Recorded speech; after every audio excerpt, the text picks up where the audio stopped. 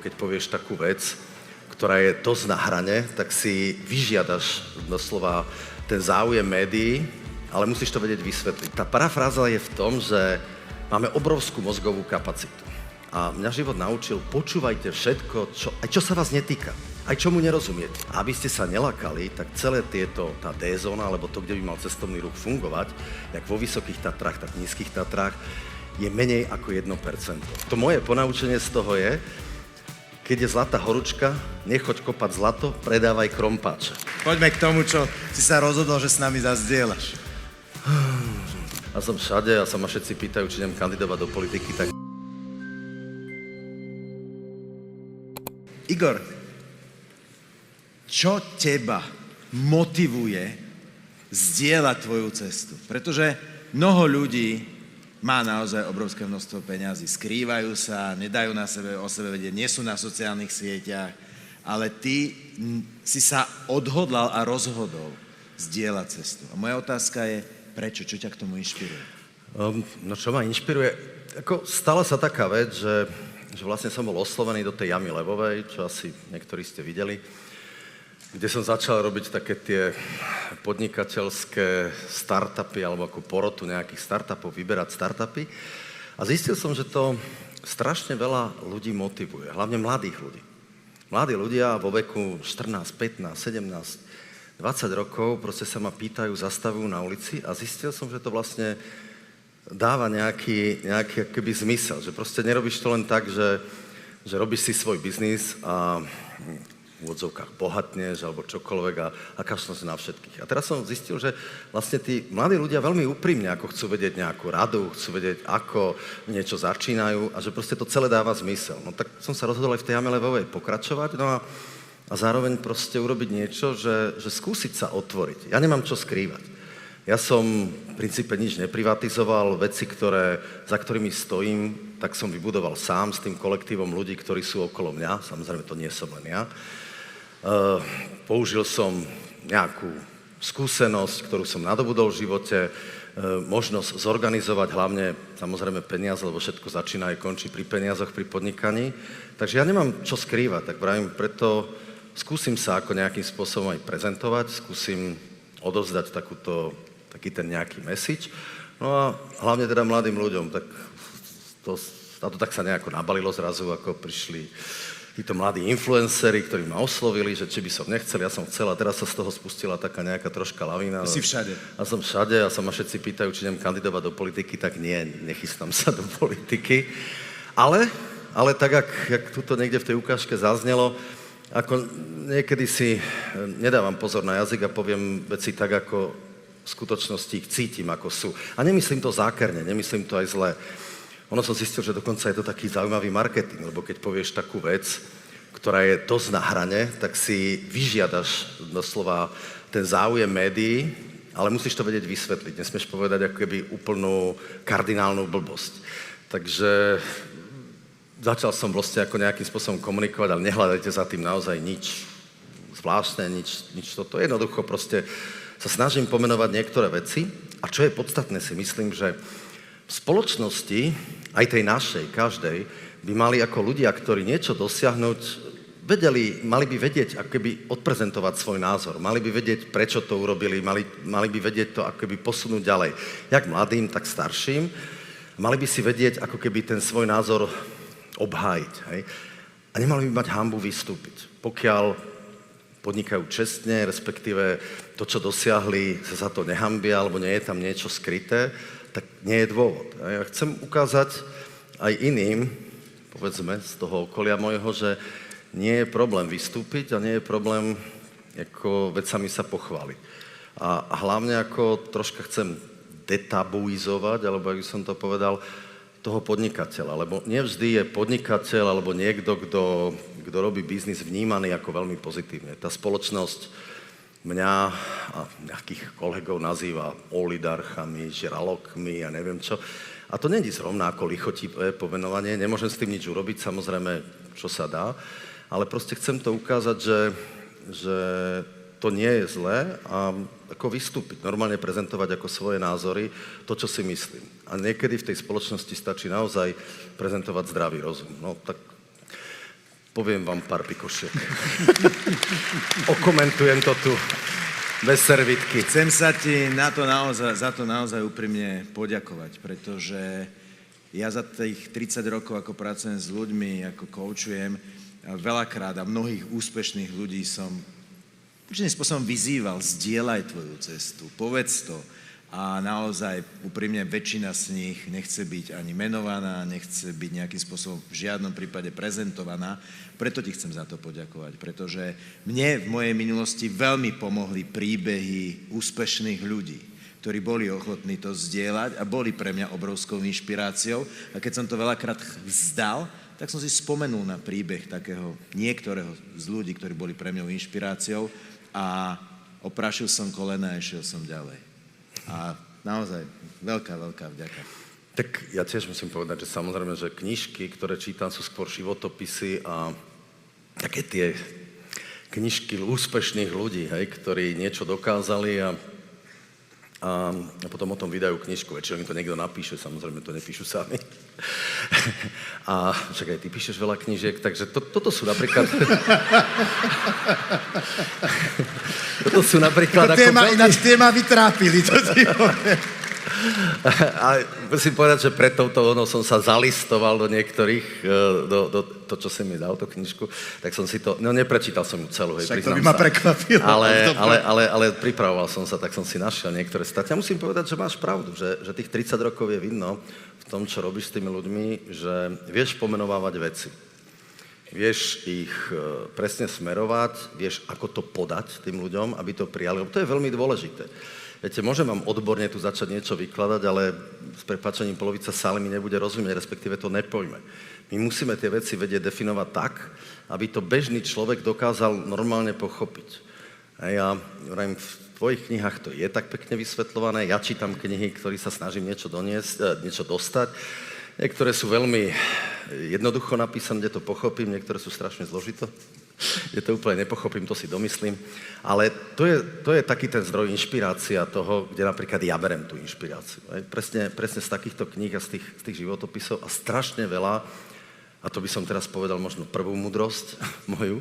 Ja mám takú tú teóriu, čo ma poznajú, alebo čo som im to už rozprával, tak sa možno budem opakovať, ale mám tú teóriu toho Pexesa, ten traktorik. Vieš, keď si hráš Pexeso, tak otáčaš tie kartičky a hľadáš tak, aby si našiel ten pár.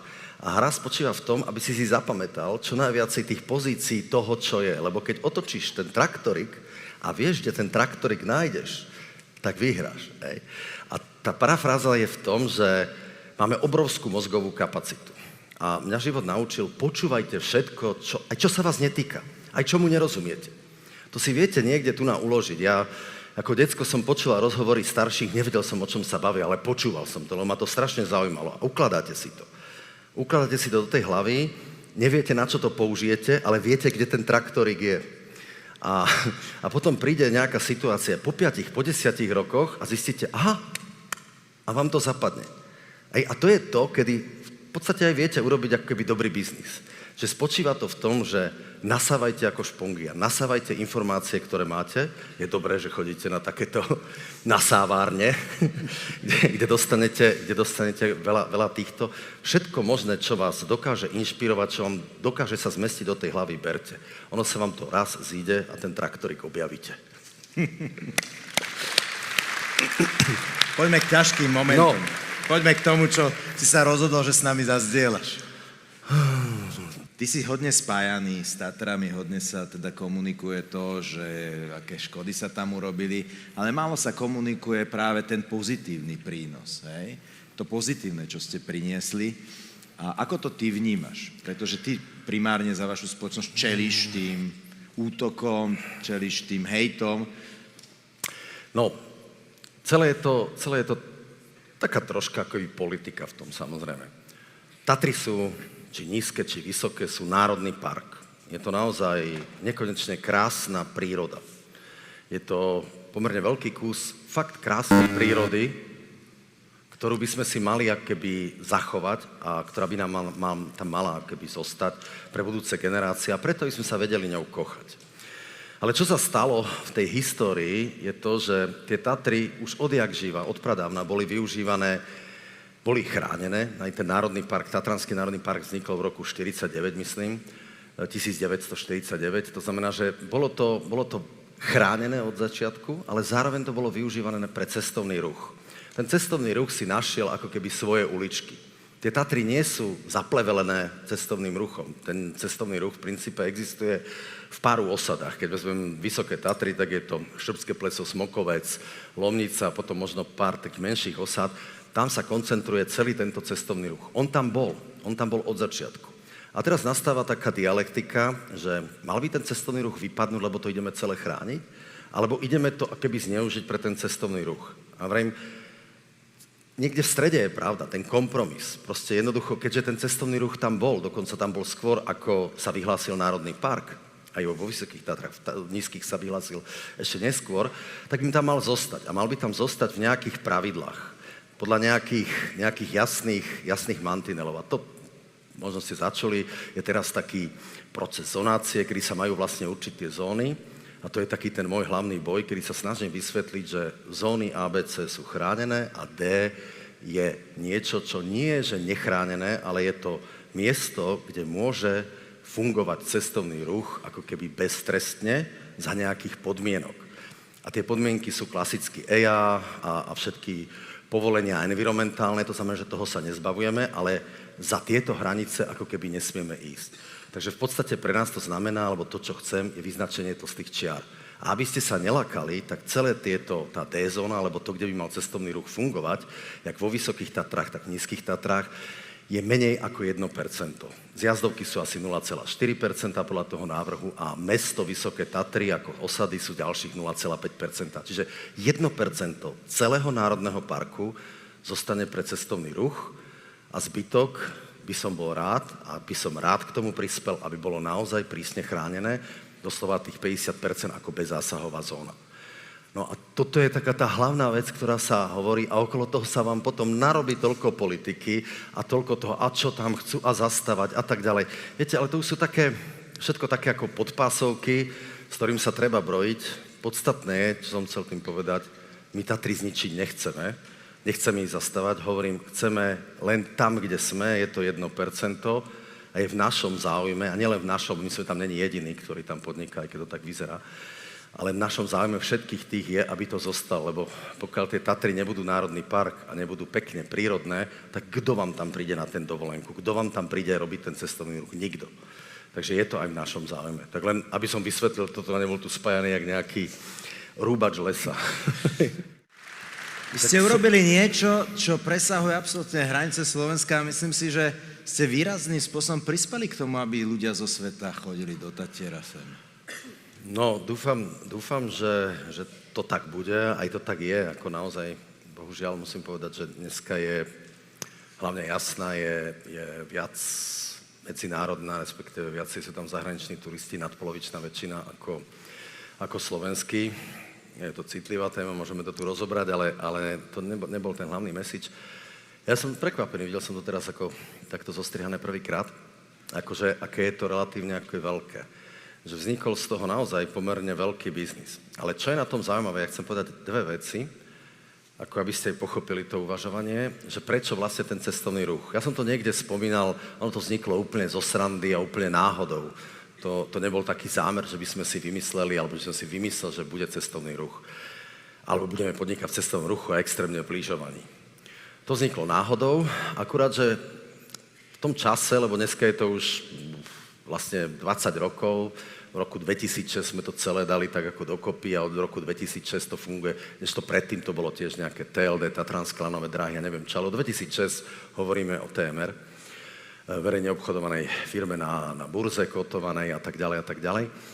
A keď sme to dávali vtedy dokopy, tak sme si uvedomili takú jednu vec, takú myšlienku, že je to obrovská príležitosť. Lebo keď si uvedomíte, tak obchod s voľným časom, a toto je obchod s voľným časom, to je leisure business, s leisure aktivitami, je hudba budúcnosti. To je v podstate tak, ako sa hovorí, že voda bude komodita budúcnosti a bude dôležité, aby bola voda, tak ja hovorím, bude aj veľmi dôležitý obchod s voľným časom. Keď si vezmete, je stále menej a menej pracovných dní. V Holandsku chcú, tuším, už zaviesť štvordňový pracovný týždeň. Doba toho pracovného času sa znižuje. A príde teraz jedna obrovská revolúcia zvaná AI, ktorá spôsobí to, že bude nadbytok voľného času. To znamená, že do čoho chcete investovať? No do voľného času. Máte potom dve možnosti trávenia voľného času. Aktívne a pasívne. Pasívne budete scrollovať Instagram alebo hrať PlayStation a aktívne budete niečo robiť, čo môže byť aktívnejší alebo pasívnejší sport. Povedzme si, lyžovanie nie je úplne tak najťažší z tých športov, ale je aj povedzme ski, ktorému patrí a tak ďalej, ale sú to aktivity, ktoré sú spojené s pohybom v prírode, s čerstvým vzduchom a tak ďalej. Všetci chceme, aby tie deti nie scrollovali ten Instagram, hrali tie PlayStationy, ale radšej trávili ten čas takýmto spôsobom. To znamená, fundamentálne, principiálne tento biznis má na rúžiach ustlané. A toto sme si uvedomili až neskôr, keď sme do toho vstúpili a povedali sme, poďme to robiť komplexne, poďme urobiť niečo ako keby veľkolepé, to, čo ste videli. Ono to dneska není jedno lyžiarske stredisko. Ono je to séria lyžiarských stredísk v rôznych krajinách dokonca. A není to len lyžiarske stredisko, je to akvapark, je to zábavný park, 2 golfové rezorty, je to letná turistika a rôzne ďalšie, teraz bicykle, ako veľmi propagujeme v niektorých strediskách, ako tie downhilly a vôbec akože tie bicyklové cesty. A to je ako komplex všetkého, čo sa dá nazvať obchod s voľným časom.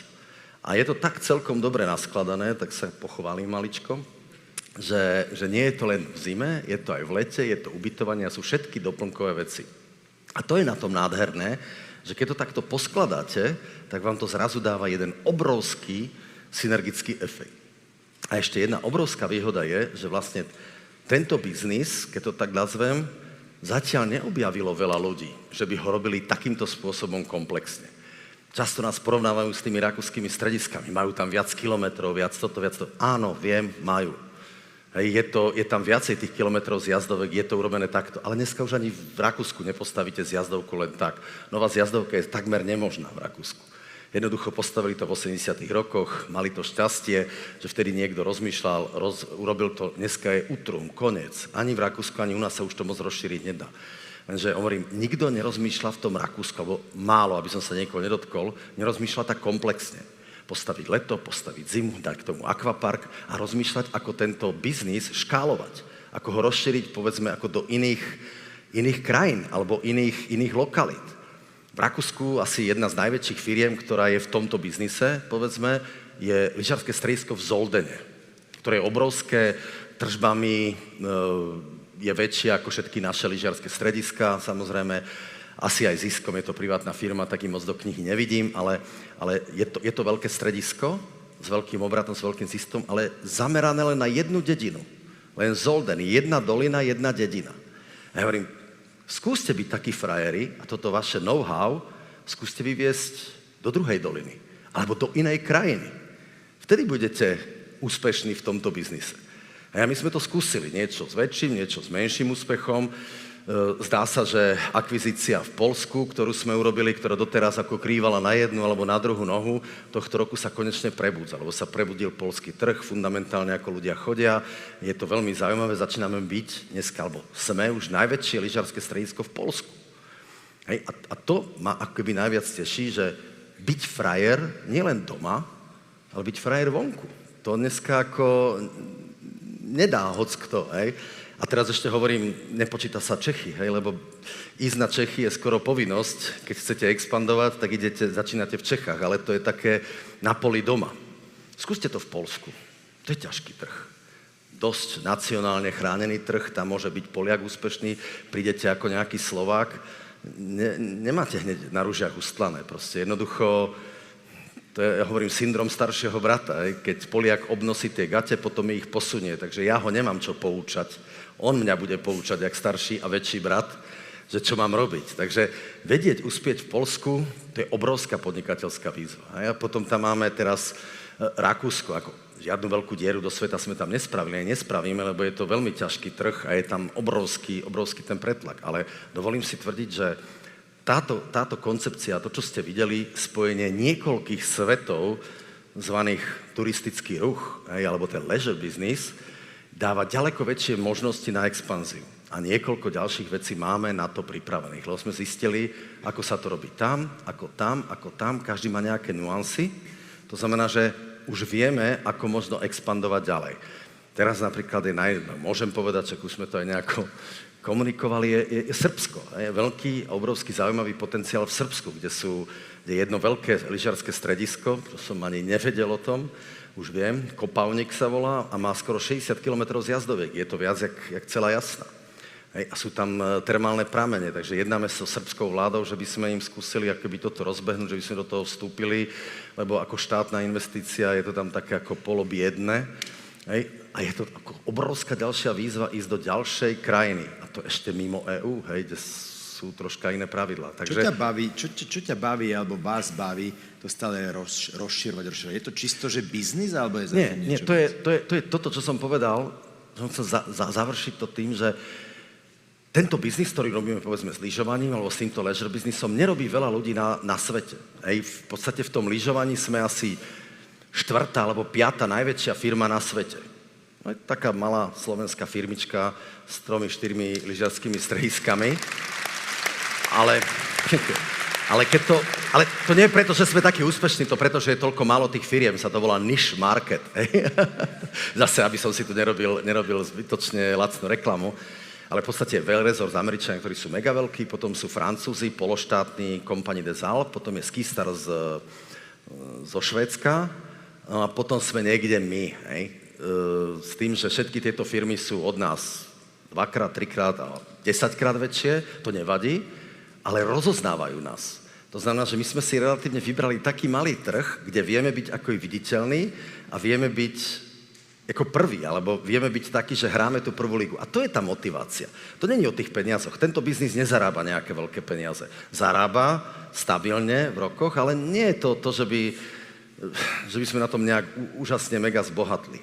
Ale to, že môžeš byť ako za istých okolností možno v prvej trojke alebo prvej dvojke. Že to je na to motivujúce.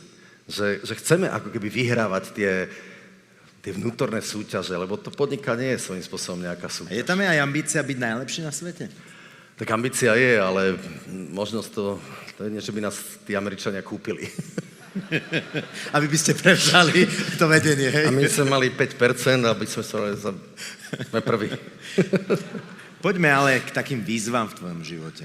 Poďme sa pozrieť možno na nejaké momenty, kedy si premýšľal to vzdať, vykašľať sa na možno biznis. Bol taký okamih, kedy sa to všetko niekde rútilo? Jasne. Veľakrát. Akože každý úspech je vydláždený neúspechom. Proste, kto hovorí, že len zažil samé úspechy, alebo vie výborne investovať, alebo vie niečo robiť super a je tak geniálny, tak to je len otázka času, kedy sa kopne. Proste jednoducho na to, aby ste boli úspešní, musíte mať aj neúspechy. Takže u každého boli neúspechy. A dokonca tvrdím, taká teória, to som sa bavil s jedným pánom, že tí, ktorí veľmi rýchlo prišli k majetku, často nie úplne čestným spôsobom, tak platí také české porekadlo, ľahko nabil, ľahko pozbil. Proste jednoducho neprejdete tým procesom posudzovania rizika, lebo to je najdôležitejšie. Vy musíte zvážiť riziko a vedieť, odhadnúť, kedy to riziko je ešte akceptovateľné a kedy nie. A keď to viete robiť dobre, tak vtedy napredujete, lebo proste zvážite, urobíte krok dopredu, potom máte stratu, potom máte zle a idete a nejakým spôsobom stúpate. Keď neviete dobre zvážiť riziko a vyhodnocovať riziko, tak veľmi rýchlo skrachujete. To znamená, že väčšina ľudí, ktorá neprešla tým procesom vývoja a rýchlo zbohatla, väčšinou tí, ktorí ja neviem, jak sa hovorí, vyhrajú v športke milióny, alebo v tom To je dokonca aj výskum, že sledovali v Anglicku, myslím to bolo, ľudí, ktorí vyhrali v lote miliónové čiastky, tak po 5 rokoch boli bez peňazí a boli na tom ešte horšie ako predtým. Áno, lebo nezažili ten vývoj. A ja vravím, preto buďte trpezliví, ten vývoj je vaša výučba.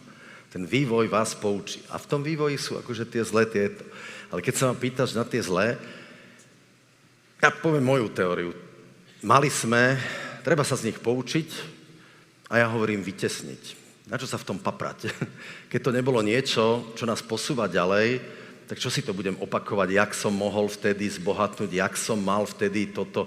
To si len deptáte svoju myseľ. Je dobré si to ako zhodnotiť, povedať, áno, tam som robil chybu, prečo, zoberiem si to a idem ďalej.